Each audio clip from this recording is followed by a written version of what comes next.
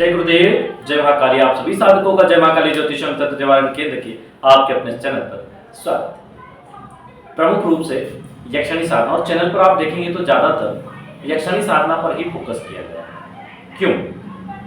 वो इसलिए कि शीघ्र सफलता देने वाली है और शीघ्र ही आर्थिक लाभ और आध्यात्मिक लाभ दोनों करा देती है। प्रत्यक्षीकरण में अगर सबसे जल्दी किसी का कहा गया है तो यक्षिणी का ही कहा गया है, और अनुभव भी यही है। यक्षिणी सिद्धि वास्तव में चमत्कारिक रिजल्ट देती है, लेकिन आपको अगर वो मंत्र सात्विक तरीके से या तांत्रिक दीक्षा से प्राप्त हुआ, कोई भी अघोरपंथी मंत्र अगर आपने यक्षिणी साधना में प्रयोग किया तो वो विध्वंसी करेगा। बहुत सारे मंत्र हैं जो लोग अघोरपंथ से ले लेते हैं, लेकिन वो लोग समझ नहीं पाते कि वो गृहस्थों के लिए नहीं, और करके बहुत बड़ा नुकसान उठाते हैं। आज कुछ ऐसी गुप्त विधाएं बताएंगे यक्षिणी साधना से संबंधित, किसके करने के विशेष मुहूर्त क्या है, कौन से पहर में करनी चाहिए, उसके पहले क्या क्रिया करनी चाहिए, जिससे कि यक्षिणी साधना में सिद्धि प्राप्त हो जाए। उन सभी विषयों पर नजर डालेंगे, प्रकाश डालेंगे, ताकि बहुत दिनों से जो लोग साधनाओं में प्रवृत्त हैं और सफलता नहीं मिल पा रही, वो अपनी कमियों को खोज कर एक नई राह पकड़ सके। बहुत से लोग वर्षों से तपस्याएं कर रहे हैं, वर्षों से साधनाएं कर रहे हैं। खास तौर से इन साधनाओं को दो प्रकार के लोग ध्यान दें। एक जो जीवन में पूर्ण रूप से असफल हो चुके हैं, एक जो पूर्ण रूप से असफल हो चुके हैं, दूसरे जिनका विवाह नहीं हो रहा है, तीसरे जो गांव एरिया से आते हैं, किसान आदि प्रवृत्ति के हैं, किसानी का कार्य करते हैं, लेकिन साधना में भी इंटरेस्टेड है, तो इस साधना को कर सकते हैं।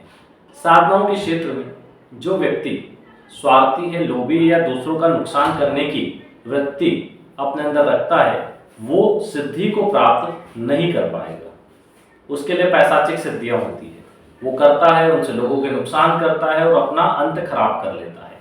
यक्षिणी जैसी सिद्धियों को सिद्ध करने के लिए आपका मन साफ होना चाहिए, आपकी वाणी में नम्रता होनी चाहिए। आजकल तो लोग गुरु को भी उल्टा सीधा बोल देते हैं और उनको लगता है कि वो सिद्धि को कर सकते हैं। अगर उनके गुरु ने उनको जोर से कुछ बोल दिया तो वो लोग भी सामने बोल देते। ऐसे लोग पड़े हैं, और ऐसे लोग आशा करते हैं कि उनको सिद्धि हो जाए, और जब नहीं होती तो जीवन के सालों, कई लोग हमारे पास ऐसे आए, जीवन के सालों बिगाड़ने के बाद कहते हैं साहब हम तो बहुत समय सिद्धि कर रहे, हो ही नहीं रही। हम आवाज से ही समझ जाते हैं कहां से होगी तुम्हें सिद्धि।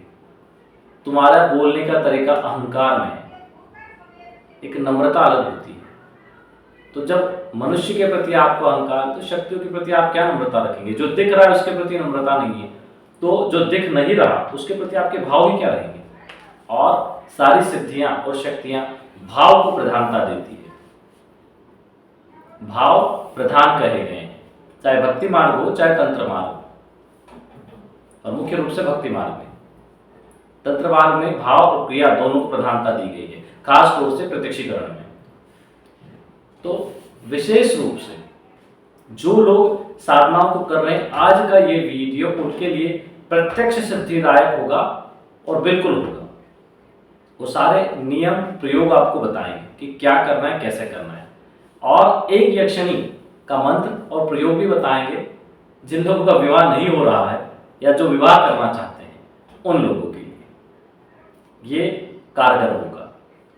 वो लोग इस सिद्धि को कर सकते हैं, या जिनका विवाह टूट गया है, दूसरे विवाह की प्रतीक्षा कर रहे हैं, वे लोग कर सकते हैं। जिन लोगों की विवाह की उम्र निकल गई है वे लोग कर सकते हैं, कि अब हो गया 30-35 हो गए, विवाह का कोई चांस नहीं है, वे लोग कर सकते हैं। लेकिन जिनकी विवाह की उम्र बाकी है वे लोग इसको ना करें।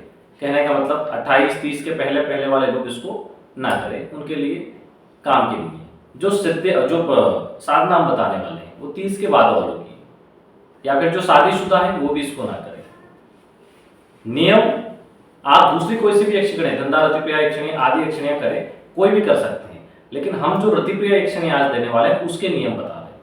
हालांकि जो गुप्त चीजें आपको शुरू में बताएंगे वो सभी यक्षिणी साधनाओं के लिए लागू होगी, लेकिन अंत में जो साधना बताएंगे वो किसको करना है और किसको नहीं करना है उस विषय पे बता रहे हैं। जो रतिक्रिया साधना हम आपको देंगे वो 30 साल से कम उम्र के लोग ना करें, जिनके विवाह नहीं हो रहे या दूसरे विवाह की तैयारी वे लोग करें, शादीशुदा लोग भी नहीं करें। इससे क्या परिणाम होंगे क्या नहीं होंगे वो हम नहीं बता रहे, लेकिन मना कर रहे हैं तो समझ जाए। आगे बढ़ते हैं, कब करनी चाहिए साधना। साधना मुख्य रूप से 2 माह होते हैं यक्षणी सिद्धि के लिए। वैसे तो अलग अलग यक्षणियों की सिद्धि अलग अलग माह में की जाती है, लेकिन खास तौर पे यक्षणी सिद्धि के लिए गुरुवार, शुक्रवार और पूर्णमासी का समय निश्चित है। लेकिन किस माह में? आषाढ़ मास की पूर्णमासी, और अगर किसी पूर्णमासी को आषाढ़ मास में अगर पूर्णमासी को किसी वर्ष गुरुवार या शुक्रवार आ रहा है तो अति उत्तम हो जाता है। नहीं आता तो आषाढ़ मास के गुरुवार, शुक्रवार या पूर्णमासी को आप कर सकते हैं। इसके साथ श्रावण मास में कृष्ण पक्ष की प्रतिपदा तिथि भी यक्षणी सिद्धि के लिए सर्वश्रेष्ठ दिन कहा गया है। यक्षणी सिद्धि को बिल्वपत्र या केले के पेड़ के नीचे एकांत में होना चाहिए। घर से दूर हो, एकांत में हो, कोई बिल्वपत्र या केले का पौधा, वहां पे आप इसको करें। सर्वप्रथम आप वहां इन्हीं मुहूर्तों में पहुंच जाएं। उसके नीचे आसन पीले वस्त्र या लाल वस्त्र धारण कर सकते हैं और श्री गणेश पूजन करें, गुरुदेव का पूजन करें, शिव जी का पूजन करें, क्योंकि शिव जी का पूजन बहुत अनिवार्य है। और उसके बाद हाथ में जल लेके संकल्प ले लें कि हे गणेश जी, हे गुरुदेव, हे शिव जी, हम अमुक यक्षणी, जो भी यक्षणी है उसका नाम ले लें कि अमुक यक्षणी की सिद्धि के लिए साधना करने जा रहे हैं। उसके लिए आप आज्ञा और आशीर्वाद दीजिए, उसकी सिद्धि हो जाए प्रभु, ऐसा आशीर्वाद दीजिए। आप क्या करें, वहां पे चाहे तो छोटा सा शिवलिंग भी ले जा सकते हैं, पारद शिवलिंग हो तो ज्यादा उत्तम, और उसका वहीं पे अभिषेक पूजन करके केले के या जो अपना बेलपत्र का पेड़ होता है उसके नीचे पूजन करके और भगवान से संकल्प लेके 5000 मंत्र जप कर लिए रुद्राक्ष माला से। मंत्र एक ही, इसमें 4 मंत्र जोड़े हुए हैं लेकिन एक ही मंत्र कहा जाएगा। ओम रुद्राय नमः, ओम त्र्यंबकाय नमः, ओम यक्ष राजाय नमः, ओम त्रिलोचनाय नमः। बस ये एक मंत्र हुआ, मतलब एक मन का चलेगा। ओम रुद्राय नमः, ओम त्र्यंबकाय नमः, यक्ष राजाय नमः, ओम त्रिलोचनाय नमः। दूसरा मंत्र ओम रुद्राय नमः, ओम त्र्यंबकाय नमः, ओम यक्ष राजाय नमः, ओम त्रिलोचनाय नमः। चौथा मंत्र का इस प्रकार 50 माला जप आपको करनी है। फिर वहां से आके कन्या भोजन आप करवा दें, ठीक है। ये दिन में ही करना है, ये आपको सुबह से कर लेंगे प्रोसेस। आपने ये प्रोसेस सुबह से ही करनी है, क्योंकि रात को तो आपको साधना स्टार्ट करनी है। तो सुबह से ये प्रोसेस आप कर लें। घर आके कन्या भोजन करवाएं, कन्या को खीर अवश्य खिलाएं, उनके पैर छू के आशीर्वाद लें। इसके बाद आप किसी वट वृक्ष या पीपल के पेड़ के नीचे जाएं, पुनः शिव जी का स्थापना करें, पंचोपचार पूजन करें और कुबेर मंत्र का जप करें। 1000 मंत्र यानी 10 माला। ओम कुबेराय नमः इस मंत्र का जप करके हाथ में जलने के पहले संकल्प ले, हे कुबेर जी, हे भगवान शिव, अमुक यक्षणी की सिद्धि हो जाए, इस निमित्त हम साधना करने वाले हैं, तो आप हमें आज्ञा और आशीर्वाद प्रदान कर हम पर कृपालु हो। अगर हम इस लायक हैं, सिद्धि को प्राप्त करने के लायक हैं, तो हे प्रभु इसकी सिद्धि हमें हो जाए, ऐसा आशीर्वाद है। ऐसा बोल के जल छोड़ के ओम कुबेराय नमः इस मंत्र की 10 माला कर ले। उसके बाद रात्रि को आप अपनी साधना स्टार्ट करें। अलग अलग साधनाओं की अलग अलग टाइमिंग है। जो रतिक्रिया साधना हम देने वाले हैं इसका दूसरे से तीसरे पहर में यानी 10 बजे से 2 बजे के बीच में आप इसको कर लें।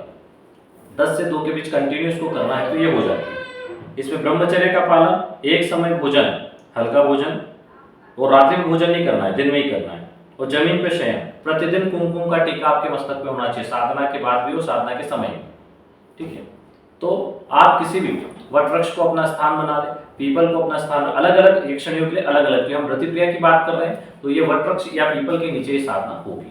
आपने सारे पूजन हो गए, शिवलिंग वहां से उठा के आपने फिर घर वगैरह जो घर का था तो घर में स्थापित कर दिया। उसके बाद आप वहां पर पूजन आदि पीपल के पास यक्षणी स्वरूप मानसिक रूप से मान के पूजन करते हैं पीपल का ही, और उत्तरमुखी होकर आप जप करें।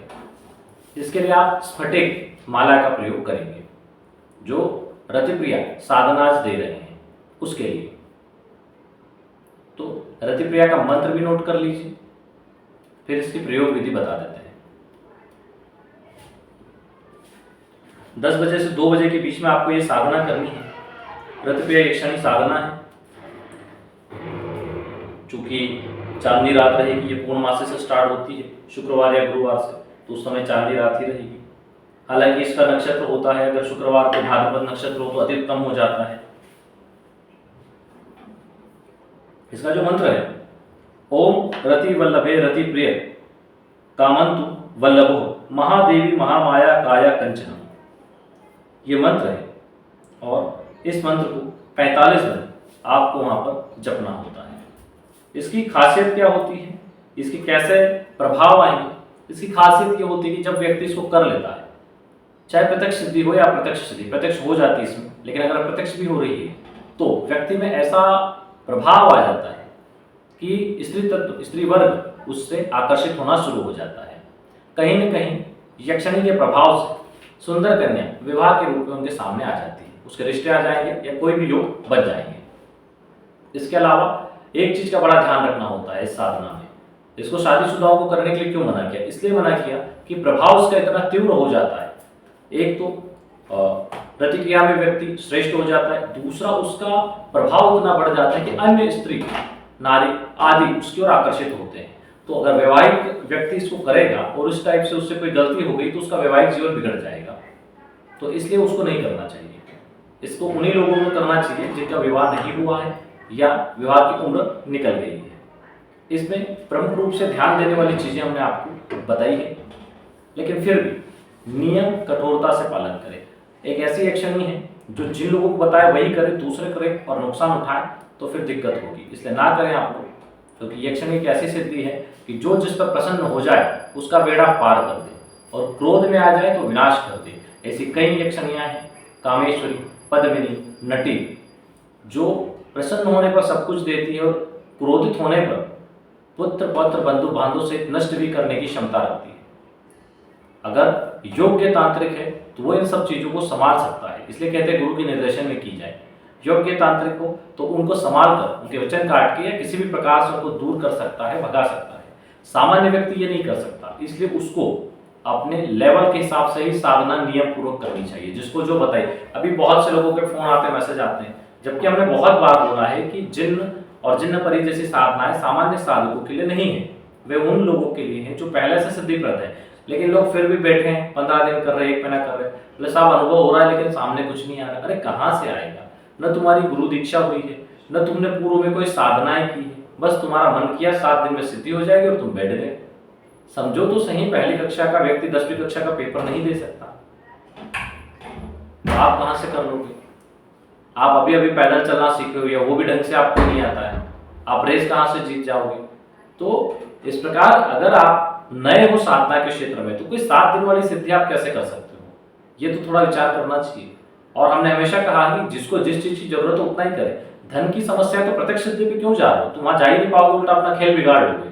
उससे अच्छा छोटे छोटे प्रयोग करो, 1 दिन का लक्ष्मी प्रयोग करो, 1 दिन का लक्ष्मी यक्षिणी प्रयोग करो, धंधा यक्षिणी प्रयोग करो, 1 दिन का अघोर लक्ष्मी, 1 दिन का स्थिर लक्ष्मी, 1 दिन का धूमावती, कनकावती, सोनावती, धन वाले प्रयोग करो ना। अष्ट नागिनी प्रयोग करो, 1 दिन का नागेश प्रयोग करो, तो वहां का सिर्फ प्रत्यक्ष सिद्धि पे ही चले जाते हैं सीधे। अरे भाई ऐसा हर व्यक्ति प्रत्यक्ष सिद्धि कर लेता तो हर गली नुक्कड़ में प्रत्यक्ष सिद्धि वाले बैठे रहते। ऐसा नहीं होता है, जिस चीज की जरूरत हो उसको करो। हम हमेशा कहते हैं कि अगर आपने लक्ष्मी तत्व को सिद्ध कर लिया तो जीवन में शत्रुओं का भी नाश हो जाएगा, बंधु बांधवों समेत वैभव को भोगोगे, हर प्रकार से शांति और सुख होगा। तो लोगों को समझ में नहीं आती बात, फिर कोई भूत सिद्ध करने जाएंगे चुड़ैल सिद्ध। अरे भाई वो आपके लिए नहीं है, साधनाएं है, लेकिन आपके लिए आपको धन की आवश्यकता है, आप भूत सिद्ध कर रहे हो। अब मुझे बताओ कि आपके भाग्य में अगर लक्ष्मी है ही नहीं तो भूत आपको लक्ष्मी कहां से लाके देगा? और अगर भूत सिद्ध हो गया तो उसे लक्ष्मी कहीं ना कहीं से लाके देनी पड़ेगी, भले चोरी का पैसा, पर वो भूत सिद्ध ही नहीं होगा। क्यों? क्योंकि आपके भाग्य में लक्ष्मी नहीं है और आपका उद्देश्य ही भूत से लक्ष्मी बुलाना है, तो आ ही नहीं सकती। समझने वाली बात है कि आपके भाग्य में धन लिखा ही नहीं है तो और आपने कोई सिद्धि कर ली तो वो आपको धन लाके देगी, तो भाग्य के विपरीत हो गया, तो वो सिद्धि होगी नहीं आपको जिसको आपने धन प्राप्ति के निमित्त किया है। या फिर कोई सिद्धि आपको होगी तो धन नहीं देगी आपको उसका काम पूरा जनसेवा में फ्री में करना पड़ेगा। तो इसलिए कहते हैं कि धन चाहिए तो लक्ष्मी को ही सिद्ध करो। अगर लक्ष्मी सिद्ध हो गई, लक्ष्मी से संबंधित चीजों को घर में रखो, समय समय पर भगवान सत्यनारायण की कथा करवाते रहो घर में, वैभव लक्ष्मी व्रत स्त्रियों को बोलो घर में करे, समय समय पर ब्रह्मचर्य का पालन रखो, जो घर में महामारी वगैरह का समय होता है स्त्रियों को उस समय लाग बिलाग से बचो। नाखून वगैरह काटते हो तो केवल बुधवार और रविवार को ही कठिन बाल नाखून वगैरह काटो, हर समय मत करो ये सब चीजें। उसमें भी आपका कुल देवी का दिन उस दिन ना करो ये सब। घर के अंदर शराब मांसाहार का सेवन ना करो। तो घर से अंदर के बाहर भी नहीं करना चाहिए, तो आपके लक्ष्मी तत्व से संबंधित मंत्र काम नहीं करेंगे। तो बहुत सारी चीजें हैं जिनको अगर आपका समय खराब चल रहा है तो आपको देखना चाहिए। विशेष रूप से कुंडली में कोई गंभीर दोष है तो उनका निवारण करना चाहिए। आपको पितृ दोष है, कालसर्प दोष है, गुरु चांडाल दोष है, दरिद्र दोष है, विष दोष है, अंगारक दोष है, मंगल दोष है, अरे तो उनका निवारण करो। पता नहीं है तो उसकी कुंडली विश्लेषण करवाओ और पता करो। अगर आपकी कुंडली नहीं है तो आपके बच्चे की कुंडली निवारण विश्लेषण करवाओ, उसमें सारे दोष आ जाएंगे। जो भी परिवार से आपसे ट्रांसफर हुए ना उसको जो दोष आपको उसको भी लगना ही हो, तो पीढ़ी दर पीढ़ी चलते हैं। तो बच्चे की कुंडली का विश्लेषण करवा लो, उससे भी पता चल जाएगा क्या दोष है, ताकि आप लोग निवारण कर पाओ। अगर कुंडली नहीं है आपकी तो ऑरा स्कैनिंग करवा लो, उसके लिए भी सारी सुविधाएं पे। आप कुंडली विश्लेषण करवाना चाहते हो तो अपना नाम, जन्म तारीख, जन्म का समय, जन्म स्थान और कुंडली विश्लेषण शुल्क 500 रुपये डाल दो। इसका स्क्रीनशॉट नीचे दिए गए नंबर पर व्हाट्सअप कर दें, आपका विश्लेषण होकर सारी डिटेल आपको मिल जाती है। अगर ऑरा स्कैनिंग करवाना है तो सर से पैर तक की एक फोटो खींच लें, फोटो खींच के भेज दें। फोटो खींचते समय अंगूठी, ताबीज, जूते, चप्पल ना पहने, सर से पैर तक की एक फोटो खींच के भेज दें और उसका शुल्क 1100 रुपये वो डाल दें। सीधे हाथ की हथेली की फोटो, अगर पुरुष है तो, स्त्री है तो उल्टे हाथ की हथेली की फोटो, और शुल्क डाल के उसका स्क्रीनशॉट डाल दें तो ऑरा स्कैनिंग हो जाएगा, उसमें भी सारी डिटेल मिल जाएगी। तो जीवन में पहले क्या समस्या है वो पता करो, पता करने के बाद उसके उपाय और निवारण करो, वो करने के बाद कोई साधना करो तो रिजल्ट आएगा। ऐसे ही माला लेके बैठने से कुछ नहीं होता, ना गुरु कृपा, ना पितृ कृपा, ना कुल देवी कृपा, तो कहां से होगा? कोई गारंटर नहीं आपका जीवन में, ना गुरु आपके पास है गारंटर के रूप में, ना कुल देवी देवता आपकी गारंटी ले रहे हैं क्योंकि आपने कभी पूजा नहीं उनको, ना पितृ आपकी गारंटी ले रहे हैं, वो तो पहले ही आप पे नाराज है, आपका पितृ दोष लगा हुआ है। तो जब सारी आपकी करीबी शक्तियां जो जड़ मूल से आपके साथ जुड़ी हुई थी वही आपके साथ नाराज है, तो आपको कौन सी सिद्धि होगी? सिद्धि के लिए आप आगे कोई शक्ति आके देखेगी, अरे बोले फ्रॉड आदमी, भाई फ्रॉड है व्यक्ति, ना इसके कुलदेवी देवता का इसने कभी पूजा, ना पितरों को पूजा, ना गुरु बनाया इसने, तो उनकी नजर में तो आप फ्रॉड ही हो कि भाई इन्होंने किसी को नहीं पूजा है, इनमें से कोई भी शक्ति इसका साथ देने को इसके साथ नहीं खड़ी है, ऊपर से वो नाराज है बोला तो हमें क्या खाक पूजेगा, हम जाएंगे तो हमारा वैसे अपमान हो। शक्ति कभी कभी दर्शन देके चली जाती है, उन लोगों के साथ यही होता है। जबकि हम हमेशा कहते हैं पहले गुरु मंत्र लो, गुरु मंत्र का अनुष्ठान करो, 1.25 लाख मंत्र जाप का, सोनाकर्षण भैरव अनुष्ठान करो, कुल देवी देवता अनुष्ठान करो, पितृ अनुष्ठान करो, ये 4 अनुष्ठान करके इनको प्रसन्न कर दो। ये जैसे ही प्रसन्न हुए आप कोई साधना करो कि मत, आपकी उन्नति चालू हो जाएगी, धन समृद्धि शत्रुनाश सब कुछ शुरू हो जाएगा। इन 4 साधनाओं के ही प्रभाव से सब अच्छा होने लग जाएगा, तंत्र मंत्र सब बाधाएं खत्म हो जाएगी इन 4 के प्रभाव से। बस एक माला पे डेली की करते हो, फिर तुम्हारी मर्जी हो तो कोई साधना करो, नहीं तो मत करो, आवश्यकता ही नहीं पड़ेगी।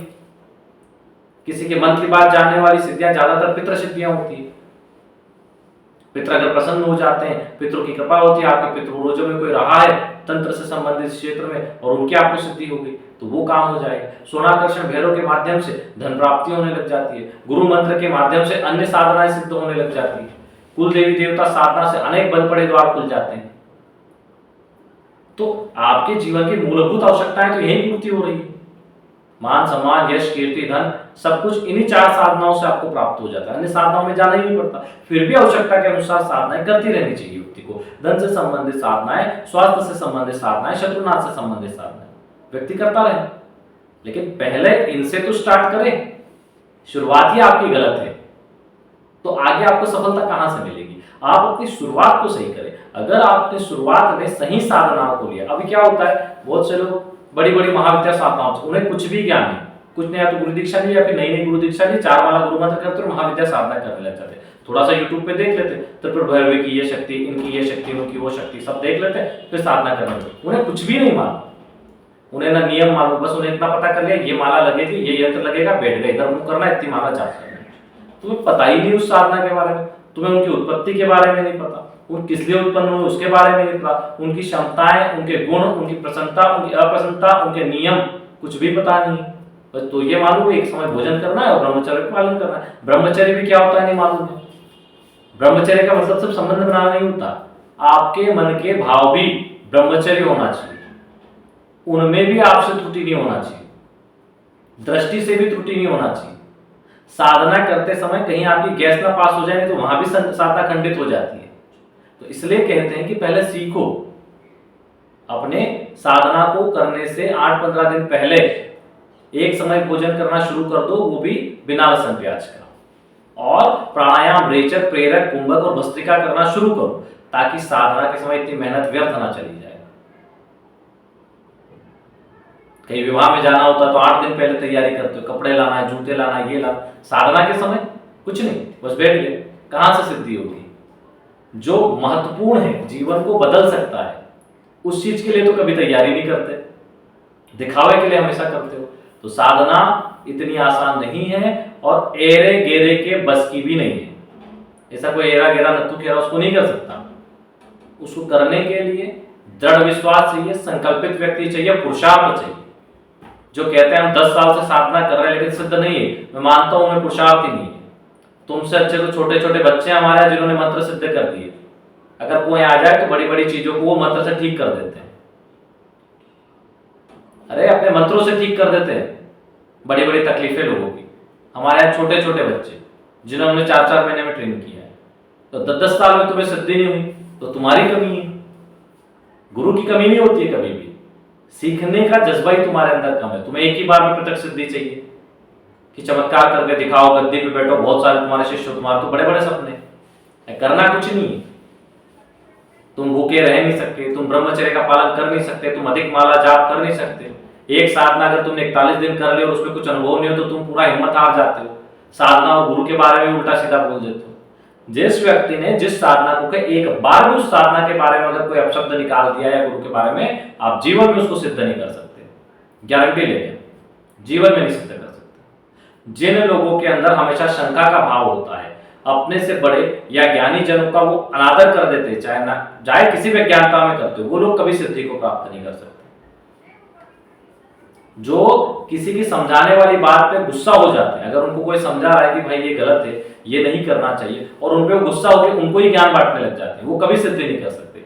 ज्ञानी व्यक्ति हमेशा नम्र होता है, वो सुनता है कि सामने वाला क्या हमारे फायदे की बात कर रहा है। हो सकता है हम गलती करो, ये बोल रही है चीज मत करो, तो उसको विचार करो उस चीज पे, भाई वो बोल रहा है तो कोई तो प्रमाण होगा उसके पास, या तो उसके पास अनुभव होगा उसका। बहुत सारी चीजें हैं सीखने के लिए, लेकिन लोग बिना सीखे साधनाओं के क्षेत्र में उतरते हैं और अपना बेड़ा गर्क कर लेते हैं। ये 2 धारी तलवार है, हमेशा याद रखना। साधना का क्षेत्र, या तो पास हो जाओगे या हमेशा के लिए नष्ट हो जाओगे। अगर गलतियां की यहाँ पे तो तुम्हारा कोई उद्धार नहीं कर सकता। फिर इससे तो अच्छा है साधना ना करो, करो तो जी जान पूरे नियम दृढ़ संकल्पित होकर करो, और ये विश्वास रखो कि मैं किसी भी सिद्धि को कर सकता हूं। अगर मंत्रो अधीनो देवता, ये लाइन सही है, बार बार क्यों बोलते हैं इस लाइन को? इसलिए बोलते हैं कि अगर ये लाइन सही है तो मैं साधना जरूर सिद्ध करूंगा। अगर वेद शास्त्रों में लिखा हुआ है, तंत्र शास्त्रों में लिखा हुआ है तो मैं जरूर सिद्ध, अगर रुद्रयामल तंत्र में लिखा हुआ है, भूत डामर तंत्र में लिखा हुआ तो मैं जरूर साधना सिद्ध करूंगा। आज नहीं तो कल, एक बार नहीं 10 बार करूंगा, 20 बार करूंगा, 50 बार करूंगा, पर करूंगा। ये क्या है? ये पुरुषार्थ है, यह हठ योग है, और आज कलयुग है। बिना पुरुषार्थ और हठ योग के कोई साधना सिद्ध नहीं होती। बिना पुरुषार्थी व्यक्ति कोई साधना सिद्ध नहीं कर सकता। वो या तो गुरु को या साधना को या अपनी किस्मत को केवल दोष देता रहता है, केवल, वो कुछ नहीं कर सकता।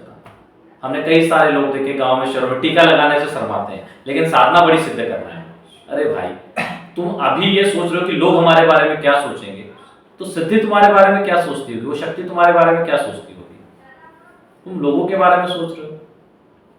साधना के क्षेत्र में ऐसा नहीं होता, जो करना है वो करना है। लोग हमारे बारे में क्या सोचते हैं, जो व्यक्ति ये सोचता है वो हमेशा जीरो ही रहता है जीवन में। हमने कई ऐसे साधक देखे हैं, हमने बोला कि आप ये करते थे, आप टीका क्यों नहीं लगा? अरे साहब गाँव में हैं लोग ऐसा करते, लोग से क्या मतलब, सिद्धि चाहिए थी और लोगों की परवाह है, हो ही नहीं सकता। हम बोलते आप मंदिर क्यों नहीं जाते थे, आप ये क्यों नहीं करते, आप वो बोलते साहब लोग क्या कहेंगे। अरे वाह, लोग क्या कहेंगे, बड़ी अच्छी बात। तो इससे बहुत सारी चीजें हैं, लोगों के चक्कर में कई लोगों ने अपना अच्छा समय गवा दिया। तो लोग क्या कहते हैं वो भाड़ में जाए, दुनिया क्या कहती है वो भाड़ में जाए। आप लोग केवल अपनी साधना, अपने लक्ष्य पे फोकस करो। अगर आपको धोती या लंगोट पहन के भी जाना पड़ रहा है मंदिर तक तो जाओ, अगर उस साधना का नियम लंगोट में जाने का, लंगोट में जाओ। टीका लगा के जाना है, टीका लगा के जाओ। धोती पहन के जाना है, धोती पहन के जाओ। आपको जो करना है साधना के लिए वो करो। ये मत सोचो लोग हमारे बारे में क्या सोचेंगे। एक चीज ध्यान रखना, आप कोई भी काम करोगे लोग आपकी हंसी उड़ाएंगे, फिर आपकी बुराइयां करेंगे, फिर आपके विरोध में हो जाएंगे और अंत में आपके पैर पकड़ के आपके अनुयायी हो जाएंगे। ये 100% सत्य है। हमारे साथ हुआ है, आप लोगों के साथ कौन सी बड़ी बात है। हम जब नए नए क्षेत्र में थे, लोगों ने हमारा भी मजाक उड़ाया, लोगों ने हमारी भी बुराइयां की, लोगों ने हमारा भी विरोध किया और फिर वही लोग हमारे अनुयायी हो गए। अब वही लोग टाइम मांगते, कुछ काम होता है तो हम 3-3 महीने टाइम नहीं दे पाते, हमको दे नहीं पाते, देना नहीं चाहते, ऐसा नहीं, दे नहीं पाते, समझ नहीं। तो कभी भी आपको ये नहीं सोचना है कि लोग हमारे बारे में क्या सोचेंगे। लोग आपको खाना खिलाने नहीं आ रहे, आप अपनी मेहनत से खा रहे हो। आपके दुख सुख में लोग आपकी मदद करने नहीं आ रहे, आप और आपका परिवार उस चीज को झेल रहे हो और मेहनत कर रहे हो। तो आप अपने और अपने परिवार के बारे में सोच के साधना के क्षेत्र में उतरो। लोगों के बारे में सोचोगे तो सिद्धि नहीं मिलेगी, ना ही उस साधना का प्रभाव। चलिए आज इतना ही। जय गुरुदेव, जय महाकाल।